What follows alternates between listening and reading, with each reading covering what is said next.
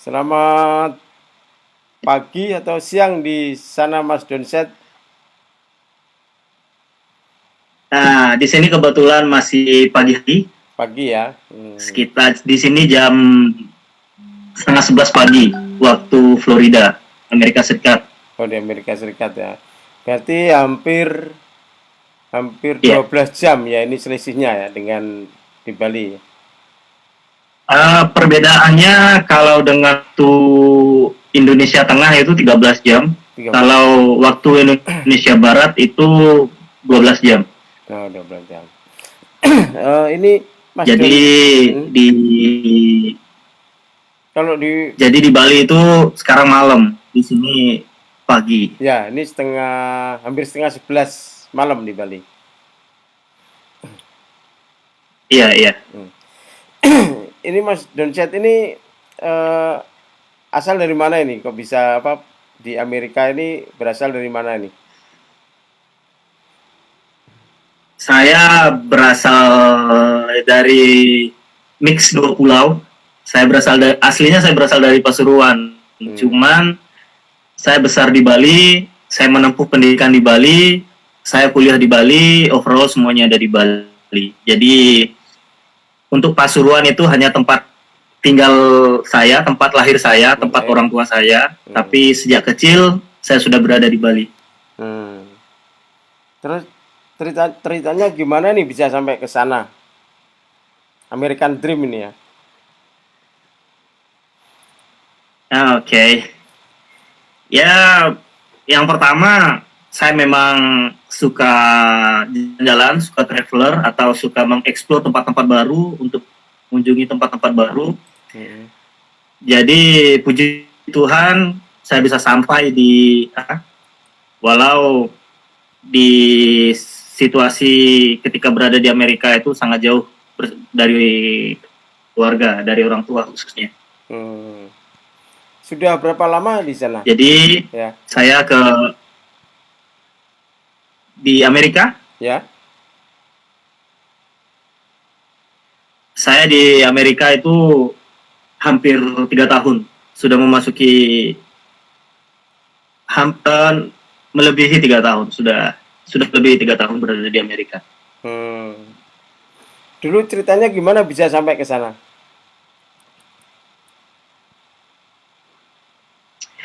Yang pertama, saya punya cita untuk keliling dunia. Hmm. Sudah pasti saya ingin ke Amerika karena mostly banyak dari saudara saya atau teman-teman saya banyak yang bekerja di luar negeri atau berkarir di luar negeri. Hmm. Satu sisi karena saya ingin mendapatkan gaji yang lebih dari ketika berada di Indonesia, jadi saya memutuskan untuk berkarir di luar negeri di Amerika. Jadi bekerja, mendapatkan gaji dolar sambil jalan-jalan. Hmm. Terus dulu ikutnya bisa sampai di Amerika itu ikut emang apply atau ada seleksi di Indonesia atau gimana bisa ceritanya bisa diterima bekerja di sana? Oke, okay. Yang pertama itu saya memang basicnya dari pariwisata. Jadi saya sekolah tinggi pariwisata, saya sekolah di Liberty Bali. Jadi di sana saya belajar overall semua tentang pariwisata, apa itu pariwisata, saya belajar bahasa Inggris, semuanya. Jadi yang paling utama sebelum saya ingin menempuh karir ke Amerika, sudah pasti kita harus mempersiapkan diri untuk mempelajari bahasa Inggris. Jadi sebelum waktu saya mengapply ke company atau ke perusahaan yang tempat saya bekerja saat ini di Amerika. Jadi saya mempersiapkan diri terlebih dahulu, saya belajar bahasa Inggris.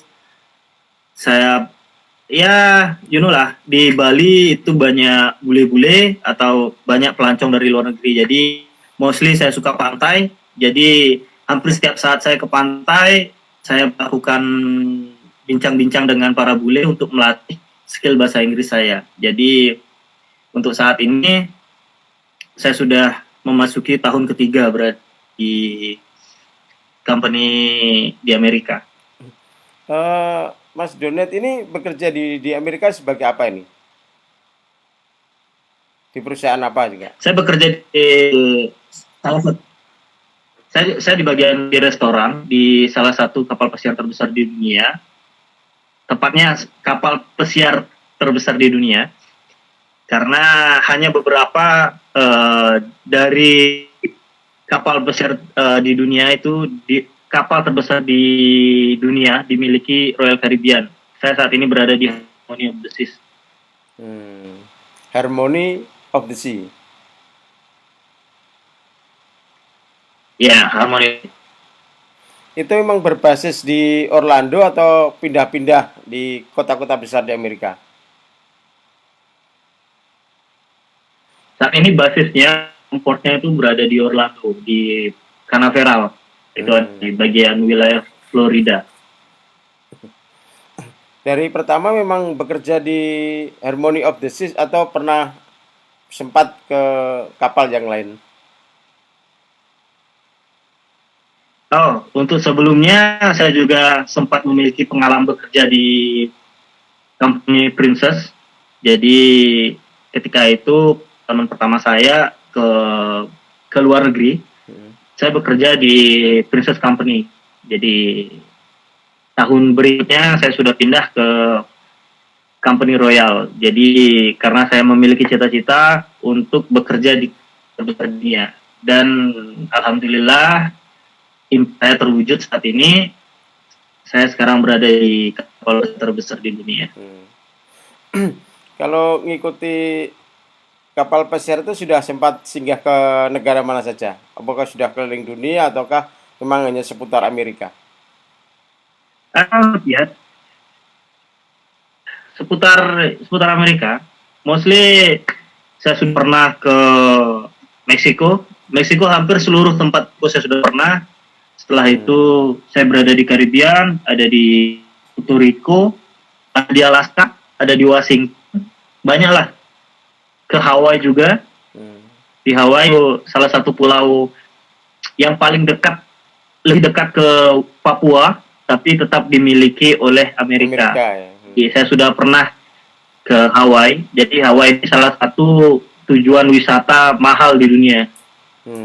Beruntungnya saya sudah pernah ke Hawaii. Jadi pengalaman sangat baik untuk diri saya. Kalau dari beberapa tempat yang sudah pernah singgah atau sempat ke sana itu, yang paling menarik atau yang paling bagus, yang paling berkesan itu di mana? Yang paling berkesan itu sudah pasti ada di Alaska dan Hawaii. Most favorite place itu ada di Alaska dan Hawaii. Karena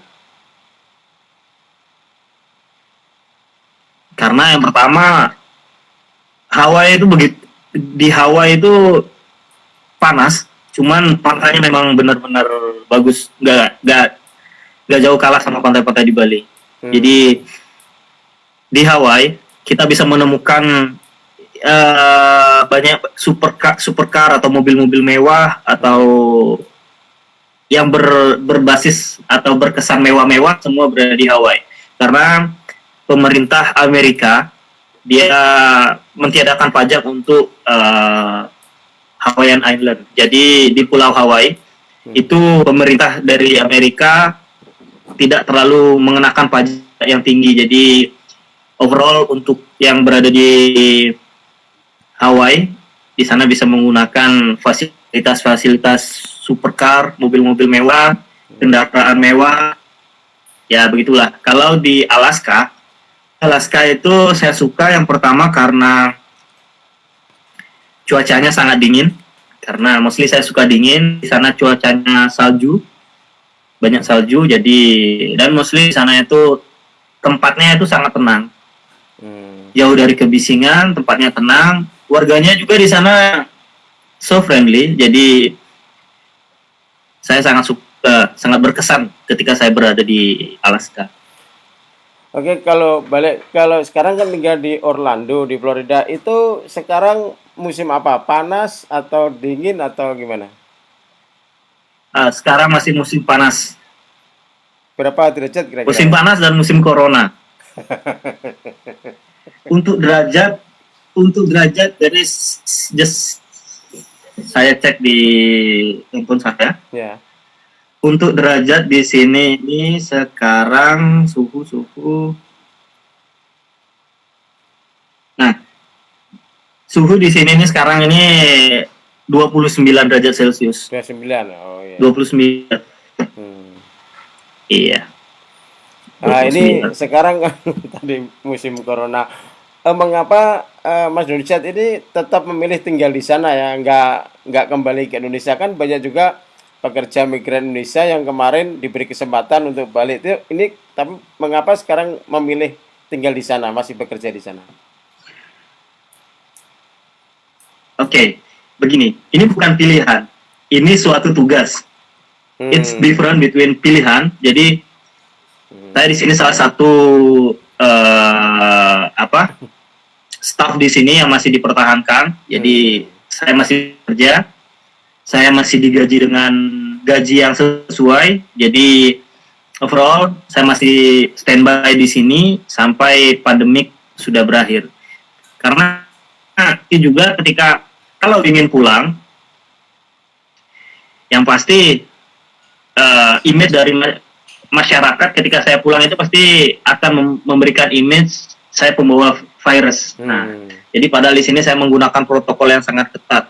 Setiap Hmm. hari saya harus pengecekan suhu tubuh, pengecekan segala macam, banyaklah yang ada di infeksi. Nggak semudah apa yang dibicarakan di Indonesia. Sebagian masyarakat tidak tahu bagaimana kehidupan di sini. Hmm. Kehidupan di sini sangat ketat.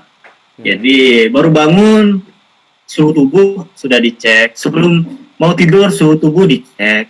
Jadi di mana-mana harus cuci tangan, kemana-mana harus pakai masker. Jadi overall memang di sini sangat ketat. Hmm. Kalau balik ke Indonesia banyak yang bicara saya akan membawa virus. Hmm. Padahal buktinya sehat aja. Hmm. Saya berada di tempat yang sangat bersih, tempat yang nyaman. Ini sekarang tinggal di Orlando ini di kapalnya atau di daratnya? Saat untuk hari ini saya kebetulan berada di kapalnya Oh, untuk di saat ini. kapal. Oh, Untuk ini. hari ini. Oh, masih di kapal nih ya. Hmm. Karena kebetulan, Ya. iya, karena kebetulan saat ini sudah tidak ada penumpang karena memang lagi di stop untuk cruise bisnis. Jadi tidak ada penumpang yang melakukan liburan di Pulau Pesiar. So untuk saat ini saya berada di ini Oh, di kapal ya. kamar yang biasa digunakan untuk tamu. Hmm. Ya, jadi kamarnya ini tipenya tipe suite. Jadi saya berada di sini. Hmm. Saya diberikan kebebasan oleh perusahaan untuk menggunakan fasilitas yang seharusnya diperuntukkan untuk penumpang. Hmm. Kalau di kapal itu sekarang ada berapa pegawai yang masih bekerja di dalam kapal ya? Bukan di luar, tapi dia memang tinggal di kapal itu ada berapa pegawai? Oke, untuk saat ini itu masih banyak sih, tapi nanti Hmm. ketika banyak yang sudah dipulangkan, mostly dari orang Filipina, mereka akan sekitar 300-an orang di sini masih. 200 lebih lah, sekitar 200 Hmm. lebih. Oh, besar Tapi sekali ya. untuk Indonesia, kami di sini hanya 12 orang. Hmm. Masih ada 12 orang ya, teman-teman dari Indonesia ya. Iya, 12 orang. Hmm. Terus 12 orang ini menunggu apakah mereka akan pulang atau tetap akan di situ terus? Tidak. 12 orang ini memiliki posisi yang sangat kritikal, jadi nggak bisa meninggalkan Kapal. perusahaan. Karena posisi dari 12 ini kritikal dan masih dibutuhkan oleh perusahaan. Jadi masih tetap bekerja untuk semuanya, untuk everything di kapal. Hmm.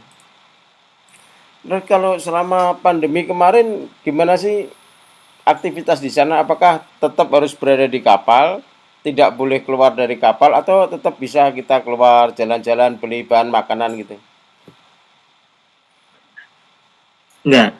Jadi kita tidak bisa keluar karena tidak mendapatkan akses izin dari CDC atau imigrasi di Amerika. Jadi proteknya sangat kuat. Kita memang berada di kapal pesiar selama pandemik ini.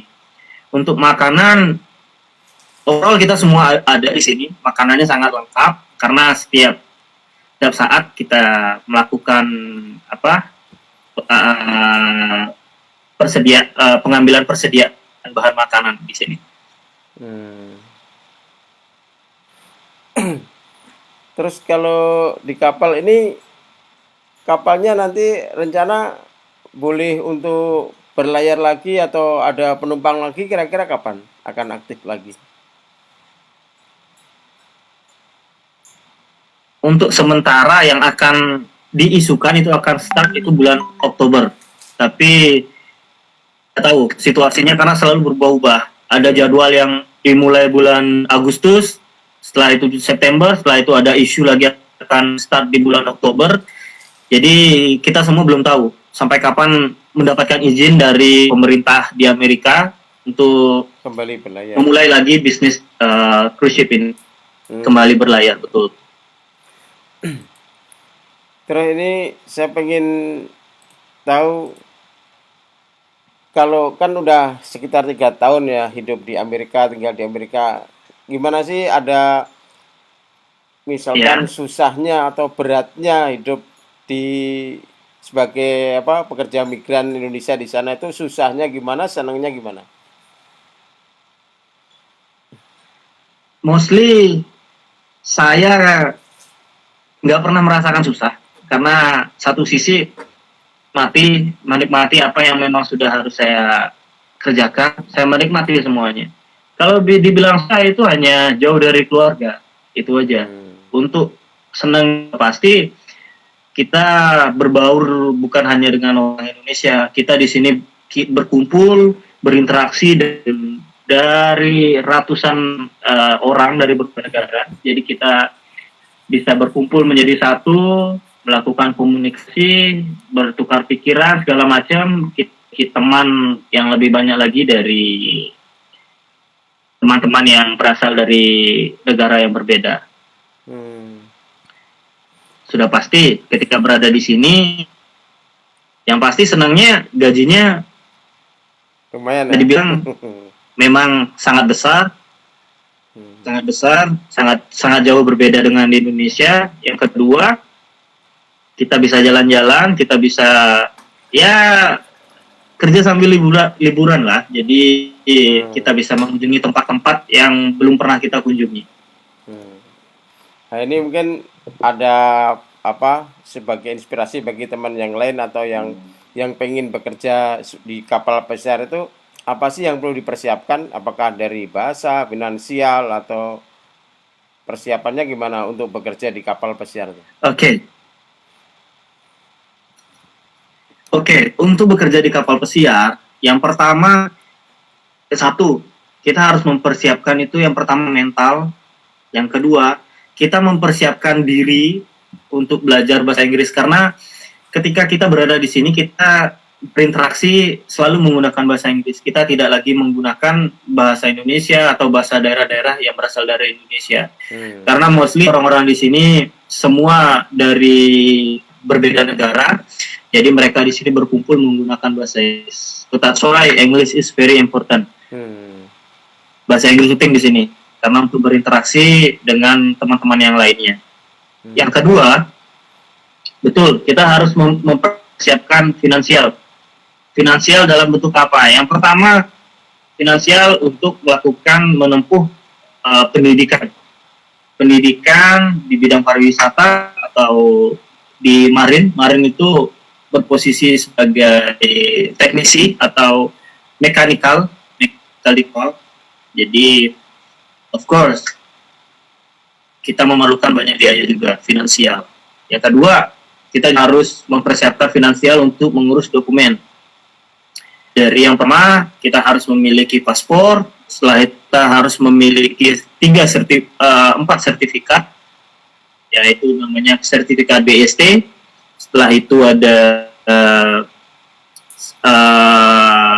SST, Security Awareness, ada juga yang namanya SIPBOK, ada juga nanti banyak juga akan keluar biaya ketika medical.